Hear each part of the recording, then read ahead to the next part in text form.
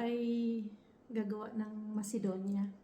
Meron na akong apple na binalatan at hiniwa. Ayan. Kulang na lang ang kiwi at orange. Ayan, i-ready natin. I-ready ko na. Kasi kanina, hindi ko magawa. Mahirap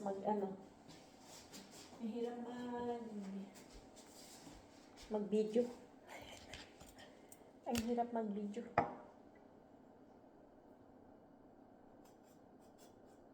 Kaya ngayon na ako. Habang walang gwardya. Dahil mamaya magsisidating na sila.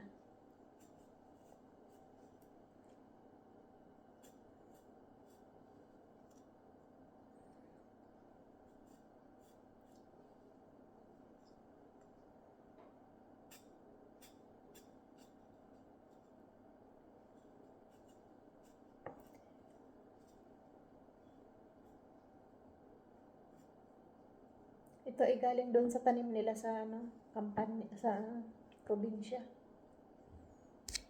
Kaya fresh.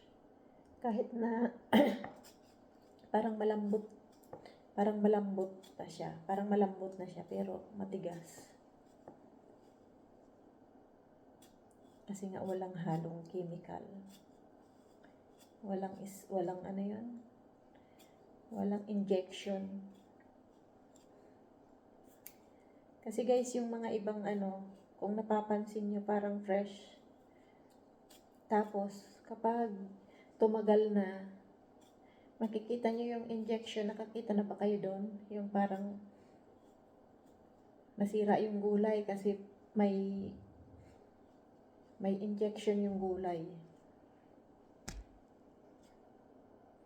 Kahit yung prutas, in-injectionan guys. Kaya, mag-iingat kayo sa pagbili.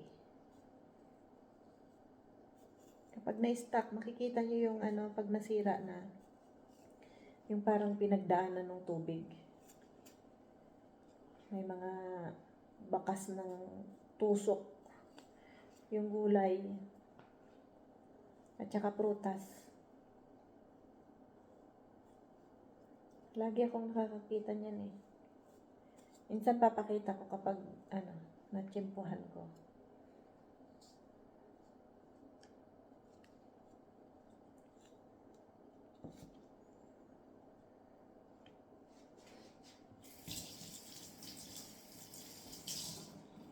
Makikita niyo sa ng prutas na may tusok. Ito wala.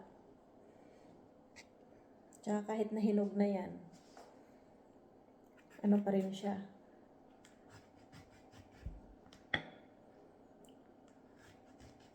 Press na press pa rin. Walang bakas ng tusok.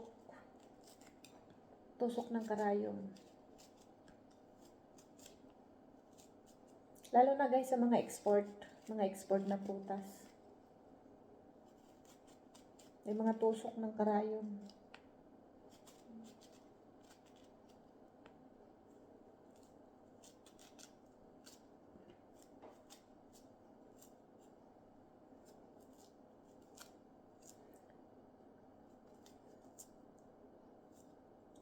Minsan papakita ko yun.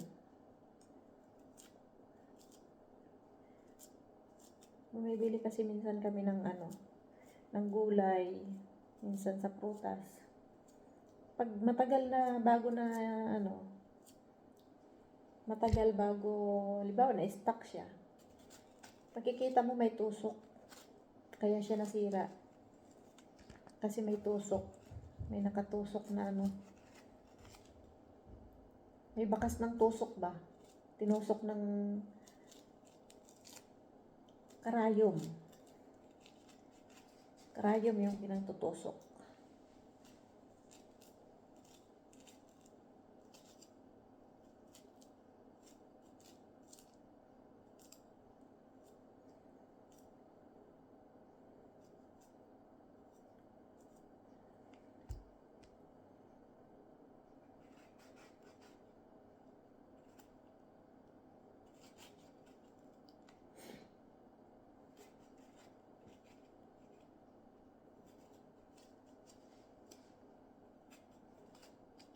Hihiwain ko na lang naman to.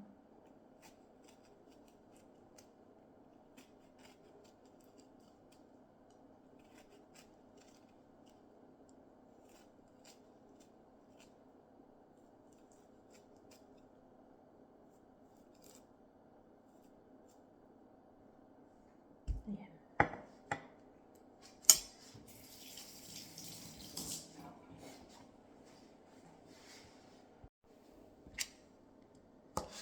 Ay, paborito ng mga batang kiwi.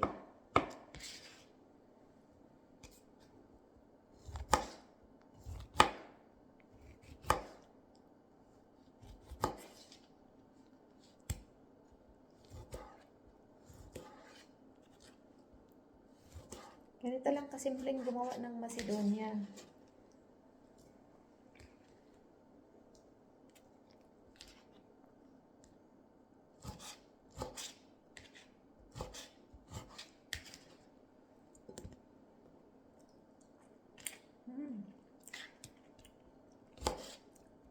Masarap, masim-asim, na matamis.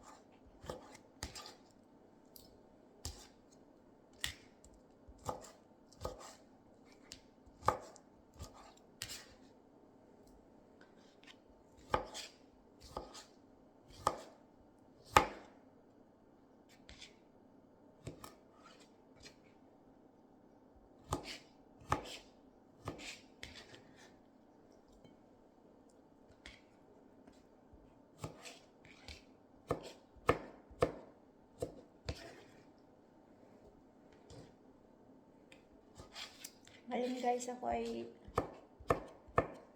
magbabantay ng mga bata.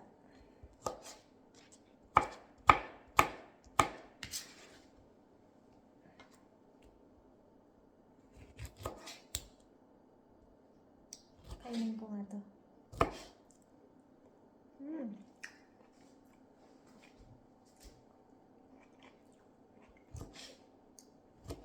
Sarap.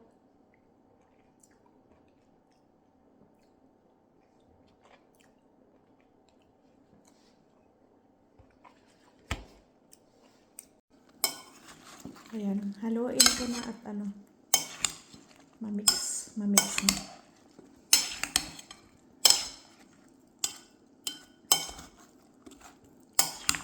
Pinigaan ko ng kalahating